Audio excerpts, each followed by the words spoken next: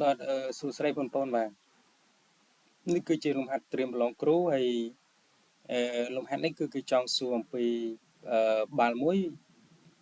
បាល់ពណ៌ស5និងហើយខ្មៅ3គេចាប់យក2ព្រមគ្នាទៅចៃដន្យអញ្ចឹងពាក្យថាបន្សំគឺមិនគិតលំដាប់ហើយចំពោះប្រូបាបយើងនៅស្រាប់ហើយគឺ PA វាស្មើ NA ឬ NA ហើយចំនួនករណីស្របឬចំនួនករណីអាច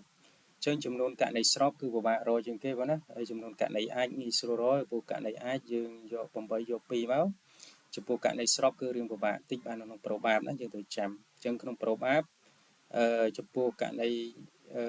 ស្របឬករណីអាចណាយើងទូទាត់មកហើយ CNO យើងនឹងស្រោច n factorial លើ n ដល់ o factorial គុណ o factorial ហើយ0 factorial មួយអញ្ចឹងណាយើងស៊ីសងទូទាត់មកបាទអញ្ចឹងរបៀបទូទាត់កន្លែងនេះអមថា5 factorial ចែកនឹង3 factorial យើងត្រូវសេ5គុណនឹង4បាទហើយគុណ3 factorial មកជាការស្រេចបាទហើយស៊ីសងទូទាត់តាមនឹងមកយើងបាន10លើ28ស្មើ5លើ14បាទនេះគឺជាលំហាត់ប្រូបាបបាទហើយគ្រូបានបរិញ្ញាសិស្សរាល់ថ្ងៃបងប្អូនដែលចង់រៀនអាចចុះឈ្មោះចូលរៀនបានគ្រូនៅបន្តទទួលបរិញ្ញាសិស្សបាទបរិញ្ញារហូតដល់ថ្ងៃប្រឡងហើយប្រឡងរួចក៏គ្រូនៅបន្តបរិញ្ញាដែរដោយសារបងប្អូនគាត់ចង់ចេះចង់ដឹងហើយក៏គាត់ចង់ប្រឡងជាប់ហ្នឹងហើយអញ្ចឹងនេះជាលំហាត់ត្រៀមប្រឡងគ្រូណាបាទអរគុណច្រើន